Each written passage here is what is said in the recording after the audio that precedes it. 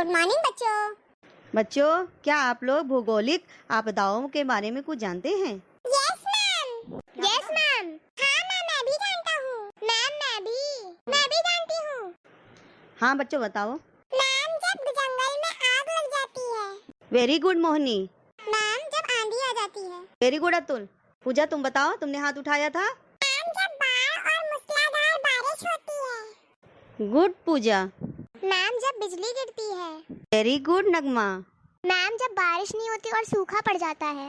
Very good Vineet. Ma'am, इस समय जो वैश्विक महामारी चल रही है, कोविड-19। बहुत अच्छे वर्षा। मैम, ज्वालामुखी भी तो आपदा है। Very good Monika.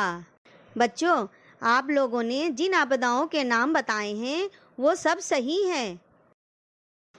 बच्चों, आज हम ज्वालामुखी आपदा के बारे में ही आप सबको जानकारी देंगे। बच्चों, ज्वालामुखी का अर्थ है जिसके मुख से आग निकलती हो, उसे ज्वालामुखी कहते हैं।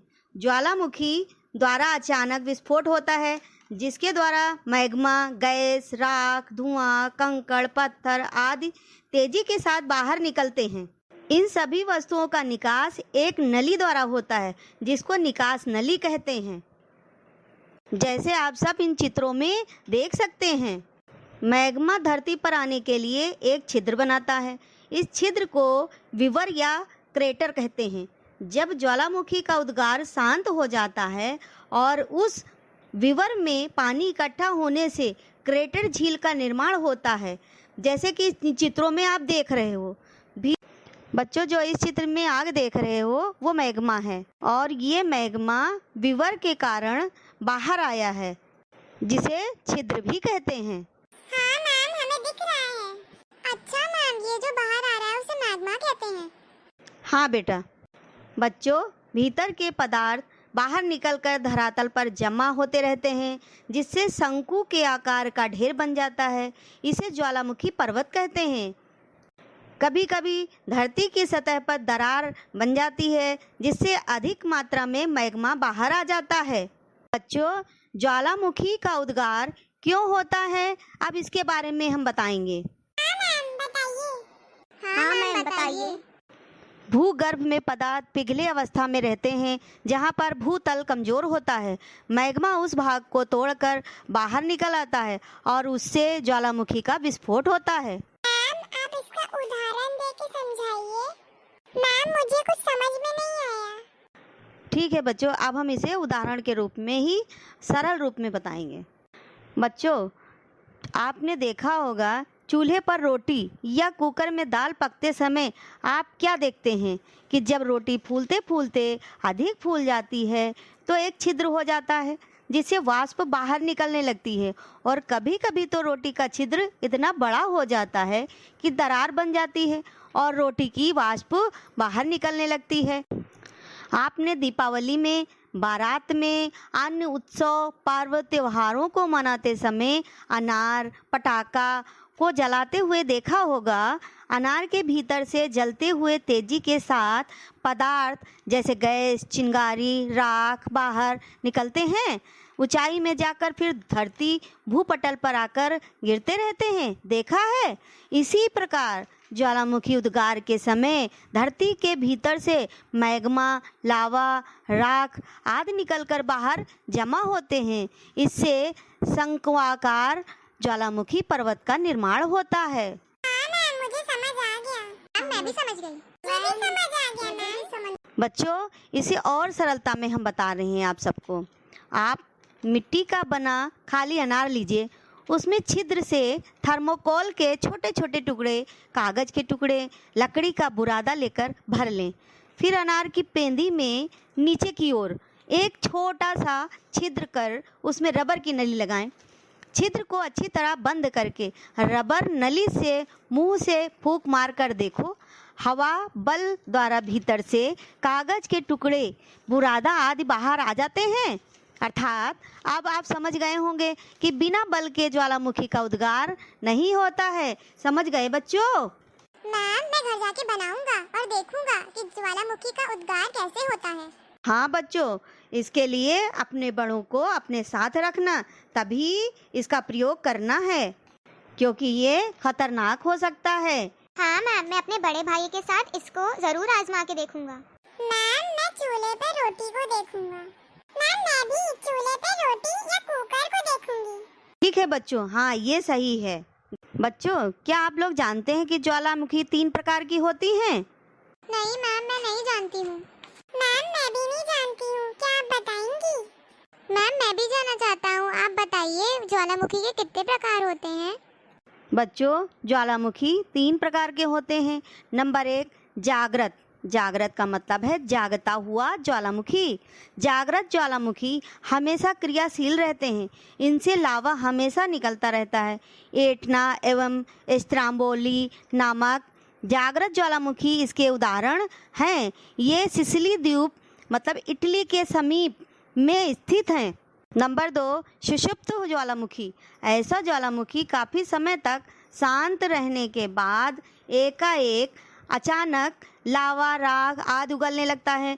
जापान का फ्यूजियामा तथा इटली का विसुवियस सुषुप्त ज्वालामुखी है। नंबर 3, शांत ज्वालामुखी। इस प्रकार के ज्वालामुखी से कभी उद्गार हुआ था, किंतु अब तक नहीं हो रहा है, क्योंकि इसका मुख ज्वालामुखी पदार्थों से भर जाने से बंद हो गया है। इसके मुख क्रेटर में पानी भर जाने के कारण ये क्रेटर झील बन जाती है। म्यांमार का पोपा तथा संयुक्त राज्य अमेरिका के ओरेगन राज्य की क्रेटर झील इसके प्रमुख उदाहरण है। अच्छा मैम, मुझे नहीं पता था, बट अब मुझे समझ आ गया है। मैं भी समझ गया ज्वालामुखी के 3 प्रकार। बहुत अच्छे बच्चों, अब हम आप सबको विश्व के प्रमुख ज्वालामुखी के बारे में समझाएंगे। बच्चों, एटना ज्वालामुखी सिसिली द्वीप मतलब इटली के समीप, फ्यूजियामा ज्वालामुखी जापान में, विसुवियस ज्वालामुखी इटली में, पोपा ज्वालामुखी म्यांमार में तथा बैरन ज्वालामुखी अंडमान निकोबार द्वीप समूह भारत में स्थित है। अच्छा मैम, एक भारत में भी है। अच्छा मैम, मैं समझ गया। बहुत अच्छे बच्चों, अब हम ज्वालामुखी के क्षेत्र के बारे में बताएंगे। ज्वालामुखी के क्षेत्र की 2 पेटियां हैं। नंबर 1 प्रशांत महासागर की पेटी और नंबर 2 अटलांटिक महासागर की पेटी। बच्चों, जहां मोड़दार पर्वत हैं, अधिकतर ज्वालामुखी क्षेत्र वहीं पाए जाते हैं, क्योंकि पृथ्वी की पपड़ी का एक भारी किनारा जब दूसरे हल्के किनारे के साथ घुसकर गलता है, तब ये मैग्मा बनकर ज्वालामुखी के रूप में बाहर आ जाता है। ज्वालामुखी तथा भूकंप लगभग एक ही क्षेत्र में पाए जाते हैं। अच्छा मैम, तब तो ज्वालामुखी से बहुत सारी हानि होती होगी। अच्छा मैम, तो हमें ज्वालामुखी से क्या हानि होती है वो बताइए। बच्चों, हानि तो होती ही है, और हानि के साथ साथ में लाभ भी होते हैं। अच्छा मैम, इसके लाभ भी होते हैं। अच्छा मैम, मुझे नहीं पता था कि ज्वालामुखी से लाभ भी होते हैं। मैम, आप हमें लाभ और हानि के बारे में भी बताइए। बच्चों, ज्वालामुखी का मानव जीवन पर बहुत बड़ा प्रभाव पड़ता है।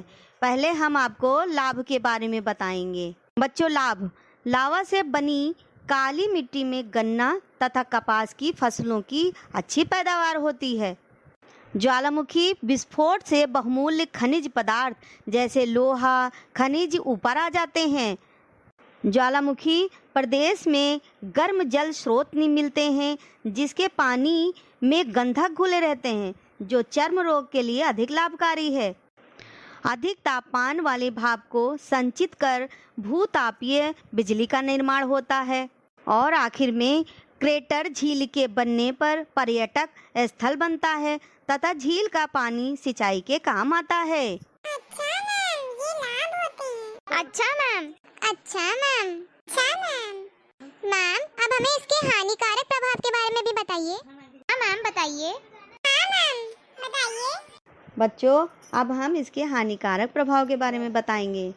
ज्वालामुखी विस्फोट से निकलने वाले लावा के नीचे वनस्पति तथा जीव जंतु दब जाते हैं।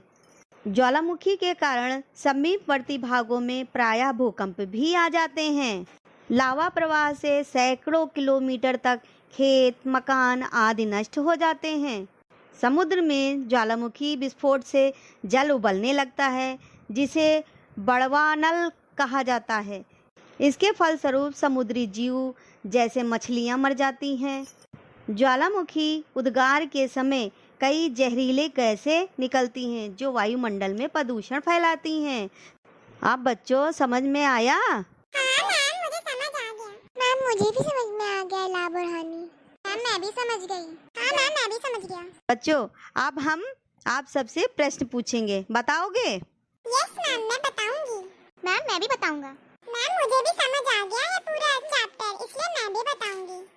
मैं भी बताऊंगी मैम। मैं भी बताऊंगा मैम। मैम मैं भी। ठीक है बच्चों, पहला प्रश्न पूजा तुम बताओगी। हाँ मैम पूछिए। ज्वालामुखी का अर्थ बताओ। मैम ज्वालामुखी का अर्थ है जिसके मुख से आग निकलती हो, उसे ज्वालामुखी कहते हैं। वेरी गुड पूजा। अगला प्रश्न, ज्वालामुखी से क्या क्या चीजें निकलती हैं? मैम ये मैं बताऊंगा। मैम ज्वालामुखी से मैग्मा, गैस, राख, धुआं, कंकड़ और पत्थर आदि जैसी चीजें बाहर निकलती हैं। Very good. बच्चों अब बताओ ज्वालामुखी का उद्गार क्यों होता है? मैम ज्वालामुखी का उद्गार भूगर्भ में पदार्थ पिघलने अवस्था में रहते हैं, जहां पर भूतल कमजोर होता है। मैग्मा उस भाग को तोड़कर बाहर निकल आता है और उससे ज्वालामुखी का विस्फोट होता है। वेरी गुड बेटा। अगला प्रश्न, ज्वालामुखी कितने प्रकार के होते हैं और कौन कौन से? मैम ज्वालामुखी के 3 प्रकार होते हैं। पहला जागृत जो जगता हुआ ज्वालामुखी है, दूसरा सुषुप्त ज्वालामुखी और तीसरा शांत ज्वालामुखी। Very good. बच्चों अगला प्रश्न, भारत में कौन सा ज्वालामुखी स्थित है? मैम भारत में बैरन ज्वालामुखी जो अंडमान निकोबार द्वीप समूह में स्थित है। वेरी गुड बेटा। अब अगला प्रश्न बच्चों, ज्वालामुखी के क्षेत्र। मैम ये मैं बताऊंगा। मैम ज्वालामुखी क्षेत्र की 2 पेटियां हैं। पहला प्रशांत महासागर की पेटी और दूसरा अटलांटिक महासागर की पेटी। बहुत अच्छे बेटा। बच्चों अगला प्रश्न है, किन्हीं 2 लाभ के बारे में बताओ। मैम ज्वालामुखी से होने वाले लाभ के बारे में मैं बताऊंगी। मैम लावा से बनी काली मिट्टी में गन्ना तथा कपास की फसलों की अच्छी पैदावार होती है। और मैम दूसरा, ज्वालामुखी विस्फोट से बहुमूल्य खनिज पदार्थ जैसे लोहा खनिज ऊपर आ जाता है। वेरी गुड बच्चों। बच्चों आप बताओ ज्वालामुखी से होने वाले किन्हीं 2 हानि के बारे में। मैम ज्वालामुखी से होने वाली 2 हानि है। पहला, ज्वालामुखी विस्फोट से निकले वाले लावा के नीचे वनस्पति तथा जीव जंतु दब जाते हैं। और दूसरा, ज्वालामुखी के कारण समीप पर्वतीय भागों में प्राय भूकंप भी आ जाते हैं। बहुत अच्छे बच्चों, लगता है कि आपको ज्वालामुखी के बारे में अच्छी तरीके से समझ में आ गया है। बच्चों घर में जाके इसको अच्छी तरीके से फिर पढ़ना, याद करना और कॉपी में इसके प्रश्न लिखना और उत्तर के साथ साथ में ज्वालामुखी के चित्र भी लगाना। ठीक है बच्चों। थैंक यू बच्चों।